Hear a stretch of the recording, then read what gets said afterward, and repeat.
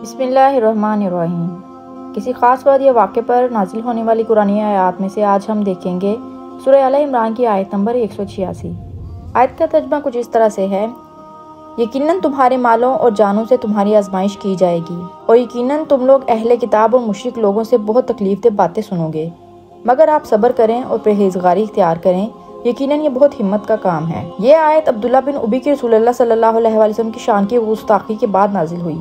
वाक़या कुछ इस तरह से है, इमाम बुखारी ने सही बुखारी में इस आयत की तफसीर में यह वाक़या दर्ज किया है कि रसूलुल्लाह सल्लल्लाहु अलैहि वसल्लम एक दफ़ा अपने गधे पर सवार थे और आपके पीछे हज़रत उसामा बिन ज़ैद रज़ियल्लाहु अन्हु बैठे हुए थे। आप अपनी सवारी पर बनु खज़रज कबीला के सरदार हज़रत साद बिन अबादा रज़ियल्लाहु अन्हु के पास इयादत के लिए कबीला बनु हारसा की तरफ जा रहे थे।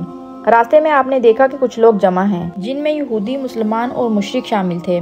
वहाँ पर अब्दुल्ला बिन उबी मुनाफिक भी मौजूद था और मुसलमानों में हज़रत अब्दुल्ला बिन रवाह रज़ियल्लाहु अन्हु भी मौजूद थे, जो कि ग़ज़वा मोता में शहीद हुए।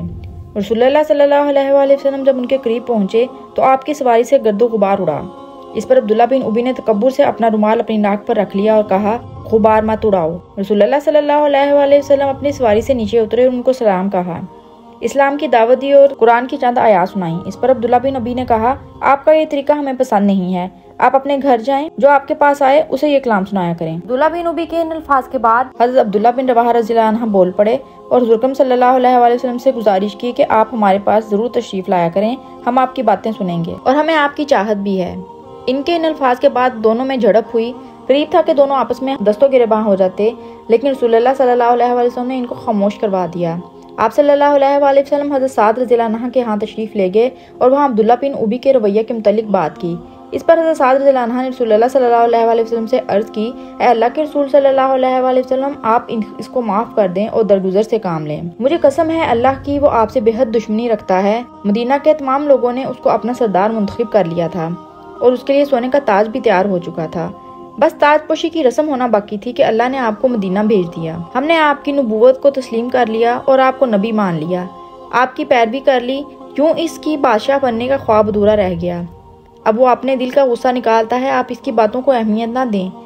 चुनांचे रसूलुल्लाह सल्लल्लाहु अलैहि वसल्लम ने दरगुजर फरमाया। इस मौका पर अल्लाह ताला ने ये आयत नाजिल फरमाई थी। इस वाक़े के कुछ अरसे के बाद ग़ज़वा बदर हुआ, जिसमें अल्लाह ताला ने मुसलमानों को तारीखी फतह फरमाई। कुफार के 70 मर्द मारे गए और 70 कैदी हुए, जिनसे अब्दुल्ला बिन उबी और उसके साथी घबरा गए और ज़ाहिरी तौर पर मुसलमान हो गए। और अब्दुल्ला बिन उबी बहुत बड़ा मुनाफिक था। दीन की बात सुनकर आगे पहुँचाना सदका जारिया है। इस तरह की मज़ीद वीडियोज़ के लिए मेरे चैनल को सब्सक्राइब करना मत भूलें।